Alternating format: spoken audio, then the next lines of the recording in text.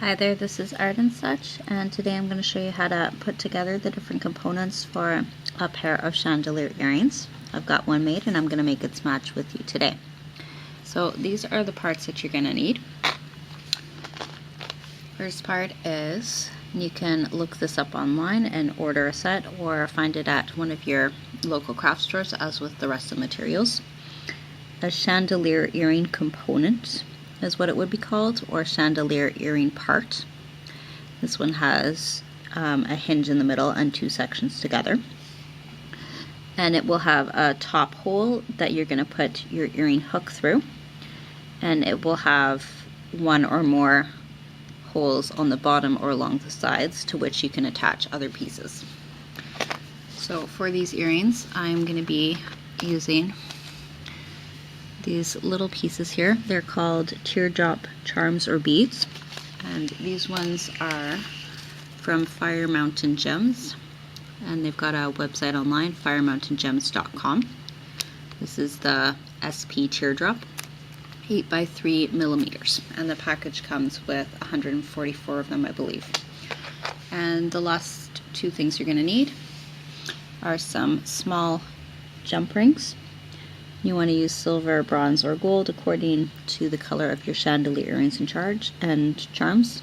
The idea is for everything to match, of course.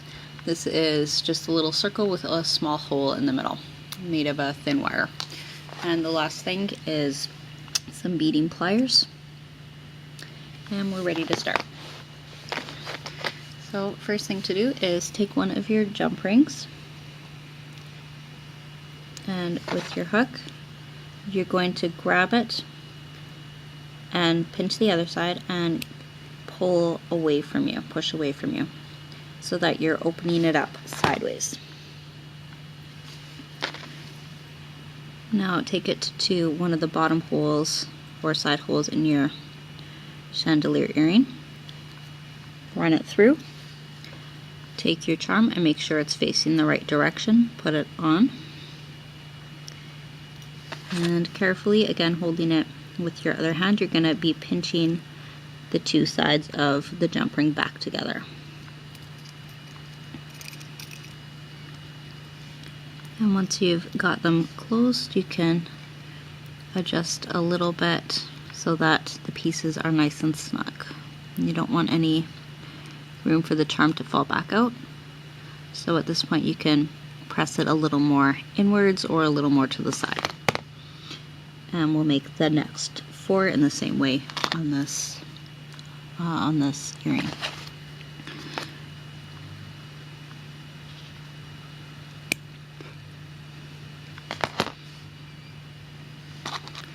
One thing with these jump rings is, as a rule, you don't want to try it more than once. If you bend it and have to undo it, unbend it, throw it away. These are pretty cheap to come by. You can, again, get them almost anywhere. But when you start bending them over and over, they get a little bit work hardened and are more likely to snap or loosen or bend out of shape later on. So as little work as you've got to do on it is good. I had more longer fingernails last week. This was a little easier. It's okay, we've got our pliers. They help out quite a bit.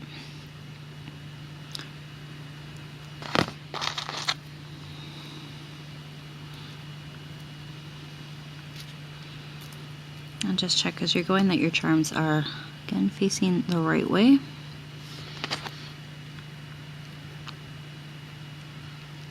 I pinch that one a little bit closer. A little wiggle, a little adjustment, and 2 left. This one's already kind of open.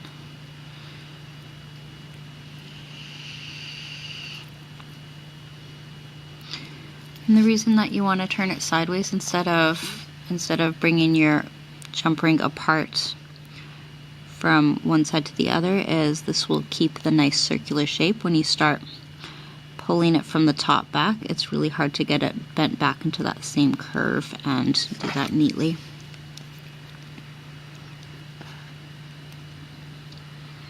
Okay, one more to do, and then we have one last step. We're almost done. These are actually pretty fast to make, although it would depend on the number of holes you're filling and the kind of charms you're putting on, I suppose. You can use this attachment method for necklaces and other jewelry as well.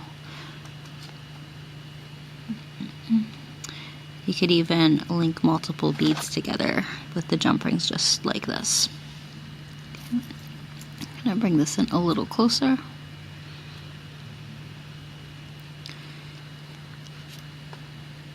Good. And as for the hook, I would recommend getting something that is hypoallergenic, a higher quality silver or silver plating. Some hooks open from the back out and some from the front out. This one you would loosen from the front. I'm going to just pull it forward just a little bit so it's open. Line it up with the earring, make sure it's pointed the same way, pull it on, and carefully pinch it back closed.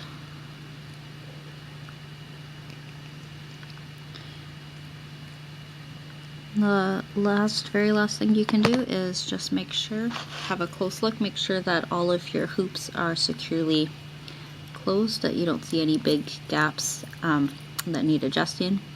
But otherwise, you're all done. There you go. Thanks for watching.